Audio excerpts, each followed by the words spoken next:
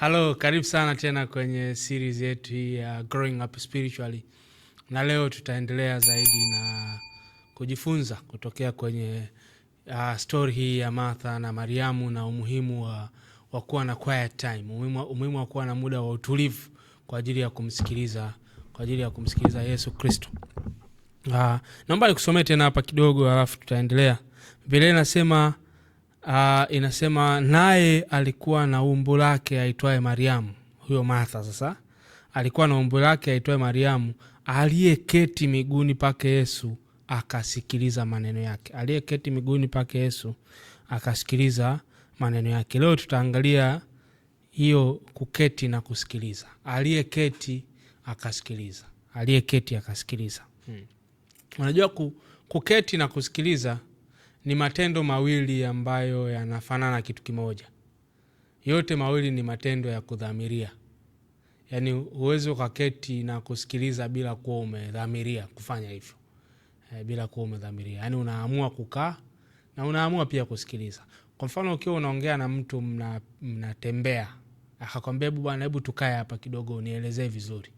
Unajua kabisa hii conversation tayari inaenda kwenye next stage, inaenda kwenye next level. Yaani sio tu tena mambo ya kurashia mambo ya kusummarize. Huyu mtu anataka niende deep zaidi, anataka kuelewa zaidi hiki ninachomwambia. Ndio maana amekaa chini ananisikiliza. Aliyeketi. Well, they are both intentional. They are intentional acts. Ni vitu ambavyo ni intentional. Na kuketi ni kitu ambacho ni intentional. Na mtu akikaa anakupa ujumbe fulani, anatuma ujumbe fulani kwamba niko interested na hiki unachosema. I want to hear more. I want to understand more. Nataka kuliko mtu akiwa amesimama na haraka yuko juu. Mtu aliyeketi, sio mtu ambaye anasikiliza huko anafanya mambo mengine. Mtu aliyeketi ni mtu ambaye amedhamiria kwamba I'm here to stay. I have time. I am willing to do whatever it takes kusikia kile ambacho unataka kusema na mimi. Ni mtu ambaye ametoa uzito. Ni mtu ambaye ametoa uzito na ametoa umuhimu kwenye kile ambacho unakisema. Same applies na kusikiliza.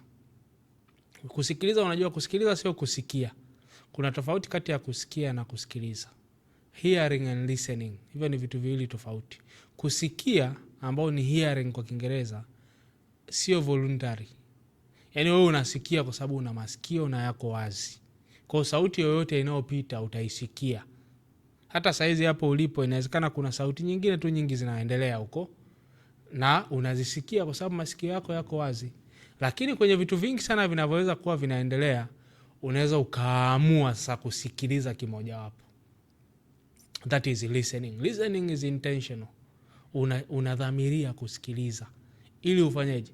Unasikiliza ili uweze kuelewa hicho kinachosemwa. Hasa Biblia inasema Mariamu aliketi akasikiliza. Martha, I'm quite sure kwamba Martha wakati anapita alikuwa anasikia Yesu anaoyasema baadhi kwa juu. Labda alikuwa anasikia mwishoni mwa sentensi au labda alikuwa anasikia mwanzoni, lakini alikuwa akipita kwenye mihangaiko yake, alikuwa anasikia lakini alikuwa hasikilizi. Kwa hiyo usingeweza kuja baadaye umuuliza hivi Yesu alivyokuja alikuwa anaongelea nini akaweza kukupa maelezo ya kina. Kwa sababu alikuwa anasikia lakini she wasn't paying attention. She had a divided attention. Lakini Mariamu Biblia inasema alikuwa ameketi akasikiliza. Ni mtu ambaye alikuwa amedhamiria kusikia na kuelewa kile ambacho Yesu Kristo alikuwa anakisema. Unajua kuna baadhi ya vitu ambavyo ni maalum kwa ajili ya watu ambao wako intentional. Yaani kwa mfano kuna vitu ambavyo ninaviongea hapa na kuna vitu ambavyo siwezi kuviongea hapa, ila ukisoma kitabu utavikuta. Kitabu changu kwa mfano cha Set Me on Fire, kuna vitu ambavyo nimefanya ile podcast, sijui ni episode 10 na ngapi au 20, hata sijui ni ngapi. Lakini kuna vitu ambavyo sikuvisema mle. Vipo kwenye kitabu vingi. Kwa nini? Kwa sababu kuna vitu ambavyo ni maalum kwa ajili ya mtu ambaye yuko tayari kwenda kukaa na kusikiliza. Ndio maana huwa naona kama sio fair sana mtu akisoma biography mfano, halafu akaenda kuisummarize yote, akawa anaipost yote social media.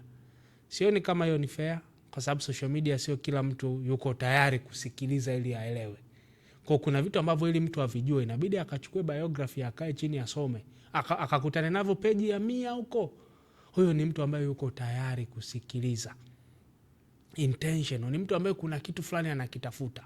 Sio tu mtu ambaye anatafuta sentence mbili social media za kucriticize, za kumake a point. Kuna vitu ambavyo viko reserved kwa ajili ya watu. Ndio maana hata kwenye mahubiri nilikuwa nimesema mahali fulani kwamba jizoeshe kusoma Biblia wewe mwenyewe, kwa sababu Biblia sio kitabu cha kuhubiria. Biblia ni barua ya upendo kutoka kwa Mungu kuja kwako, na sio kila kitu kwenye Biblia kinahubirika. Kwa hiyo ukitaka uijue Biblia kwa kuhubiriwa tu kanisani, kuna vitu vingi sana hautavijua, hautakuja uvisikie kabisa vikihubiriwa. Hivi mara ya mwisho umesikia mtu anahubiri kutoka wimbo ulio bora ilikuwa ni lini?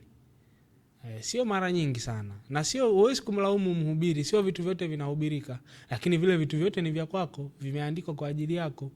Kwa hiyo utagundua kwamba ukikaa ukasikiliza ukawa intentional, utapata vitu vingi kuliko ukiwa ni mtu tu ambaye unasikia tu by the way, ukiwa unafanya mambo yako, mengine.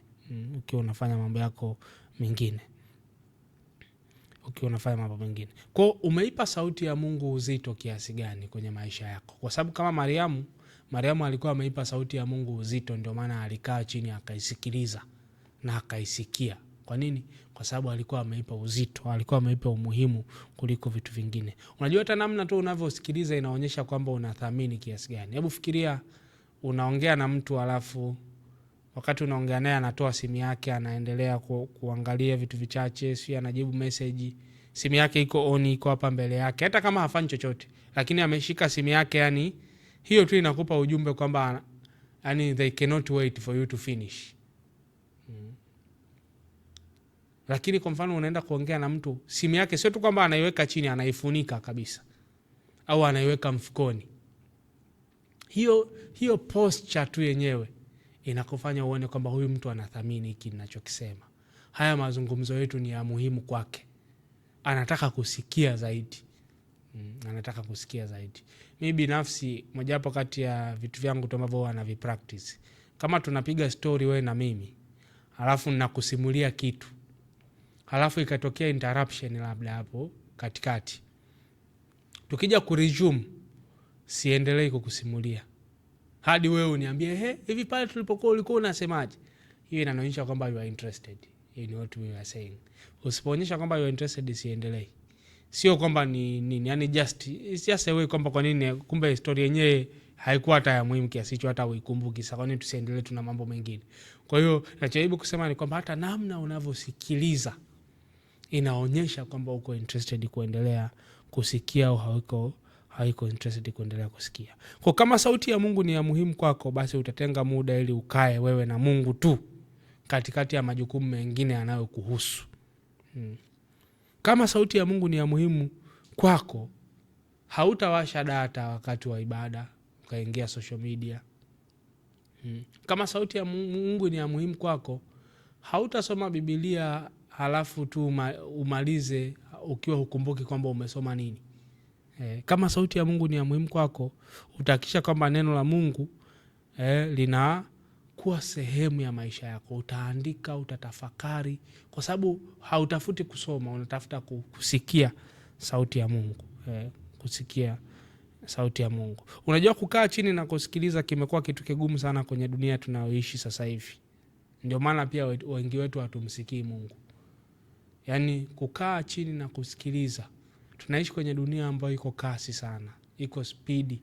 Kwa kupata utulivu kuweza kusikiliza imekuwa ngumu. Imekuwa ngumu kiasi kwamba ndio maana hata sauti ya Mungu pia hatuisikii.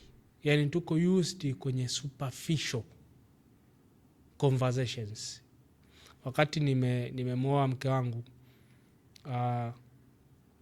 aliniintroduce kwenye kitu kinaitwa DMC, Deep and Meaningful Conversations. Yaani mimi nilikuwa niko used kabla sijaoa, nikiwa tu na rafiki zangu, tunaishi chuo, tunaishi ghetto. Tulikuwa tu tunaweza kuwa TV inaendelea huko, tunaangalia mpira, huko tunakula, huko tunaongea. Kwa hiyo ukiwa unaongea kuna muda inabidi ushindane sauti na TV au na nyimbo na redio na playlist yetu pale inayoendelea. Lakini baada ya kuoa kwa mke wangu hiyo haikuwa ina apply. Yaani yeye kama mnaongea you have to to have meaningful conversations, not just passing time. Because when you are talking, you have to focus, you have to be present in the moment. That is, we are having a conversation right now, it's a time for this conversation. Hiyo ni skill kubwa sana ambayo ina miss. Yani tuko used kwenye kufanya mambo mengi kwa pamoja, kiasi kwamba hata Mungu tunataka na yeye ajitokeze huko katikati ya mambo yetu mengine. Lakini that is not how things work. That is not how things work. Kusikiliza sio kitu chepesi, inabidi ujifunze kusikiliza. Yani kusikiliza ni kitu cha kujifunza. Kusikia unasikia tu kwa sababu una masikio. Lakini kusikiliza inabidi ujifunze kusikiliza. Yani hata kazini kwa mfano unavomsikiliza labda mtu ambaye yuko juu yako. Mimi nilifundishwa kwamba huwezi kwenda kumsikiliza wakili senior, yani labda ndo managing partner wa firm, afu unaenda kumsikiliza tu na masikio hivi. Unatakiwa uende na sehemu ya kuandika. Yani kusikiliza, unajifunza kusikiliza. Lazima sio unaenda unasikiliza mtu anaongea nusu saa anakupa assignment za wiki halafu unaondoka tu. Yani sehemu pekee ambazo unazo ni kichwani kwako. By the time unafika ofisini kwako ushasahau nyingine. Unakuja kwenye implementation, kuna vitu umeandaa perform, sio kwa sababu una uwezo mdogo, kwa sababu hukusikiliza mwanzoni. You are not paying attention. Kwa kusikiliza pia inamaanisha kuandika ili uweze kukumbuka, uweze kurevise. Baadaye ukiwa una implement mambo yamekuwa mengi, uweze kukumbuka uliambiwa nini, maelekezo yalikuwa nini. Maelekezo ni kitu muhimu sana. Miaka ya nyuma kidogo tulikuwa tumesafiri na mdogo wetu ambaye alikuwa anatusaidia nyumbani kipindi hicho. Sasa tumefika tuko kwenye transition, yani tuko sehemu moja tunaenda sehemu nyingine. Tuko mbali na nyumbani. Asubuhi tukampa nguo, tukamwambia hizi hapa zinyooshe twende. Lakini sasa nafikiri wakati anatusikiliza alikuwa anawaza kitu kingine au akili yake haikuwepo. Zile nguo akaenda kuzifua. Kwa baadaye sasa kumbuka tuko safarini, tunasafiri. Tuambia vipi nguo ziko wapi twende? Asema nguo ziko nje nimezianika. Umezianika kwani nini kimetokea? Amezifua. Sio kwa sababu alikuwa sijui ana shida yote, anaumwa au nini. No, it's just that she wasn't present. Yani hakuwa anasikiliza kwa wakati huo. Siku nyingine tena nimepeleka nguo zangu kwa dry cleaner. Nikamwambia hizi nguo naomba ziwe dry cleaned, yani zisifuliwe na maji. Sawa. Nimekuja kurudi, nimeziangalia zile nguo tu nikajua hapana. Hapa kuna kitu kimefanyika. Nikamwambia hizi nguo mmezifua na maji? Unajua akaniulizaje, akaniambia kwani kuna tofauti gani? Zikifuliwa na maji au zikiwa dry cleaned kuna tofauti gani? Obvious tu nikajua hapa tayari nishapigwa. Lakini ninachojua ni kwamba wakati ninampa maelekezo hakuwa anasikiliza. Kwa kusikiliza pia ni kitu ambacho unajifunza. You learn to listen. You learn to listen. Kutulia na kusikiliza ni kitu ambacho unatakiwa ujifunze. Inaonekana Martha hata hakuwa anajua anachokikosa. Yani kwa kutokuwepo kwenye yale mazungumzo ya Yesu pale na Martha na Mariamu, inaonekana hata she didn't know even what she was missing. That's what happens most of the time. Yani ukiwa ni mtu ambaye husikilizi intentionally, hata hujui kwamba ungesikiliza ungepata nini. Ungesikiliza ungepata nini.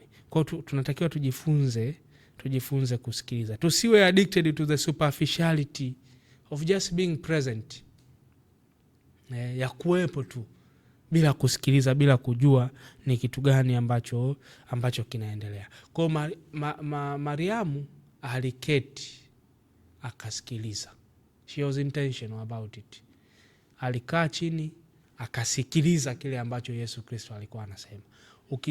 Kwenye quiet time yako ukiintroduce hii intentionality, hii dhamira, huku kudhamiria kama mimi sitakuwepo tu kwenye uwepo wa Yesu, nitakaa na nitakisha kwamba nimesikiliza. Utashangaa kwamba ni vitu gani vilikuwa vinakupita ukiwa unasoma Biblia. Kuna vitu vingapi ambavyo vilikuwa tu vinafly kwa sababu ulikuwa tu unasoma tu ili umalize. Yani haupo pale. Unasoma huku akili yako inawaza kitu kingine. Ibadani pia ukianza kutulia wakati wa ibada, ukafocus, ukatamani kusikia kinachoendelea, utashangaa kujua kwamba kuna vitu vingi sana ambavyo vilikuwa vinakupita bila wewe kujua. Hata kwenye mazungumzo tu ya kila siku, hata kwenye maisha yako tu, kwenye muda wako binafsi. If you start paying attention, you start being present in the moment, utashangaa kwamba kuna vitu vingi sana ambavyo ulikuwa unavimisi. Hiyo ndio principle muhimu sana ya ukuaji wa kiroho ambayo tunaweza tukajifunza kutoka kwa Mariamu. Alikuwepo, alikaa, akasikiliza. Mungu akubariki sana na kutia moyo usubscribe ili uweze kupata video zinazofuata, lakini pia share na mtu hii video. Share naye na itambariki na utakuwa umechangia kwenye kusukuma mbele gurudumu hili la ufalme wa Mungu. Mungu akubariki sana. Rafiki yako Patrick Seuya, hadi wakati mwingine.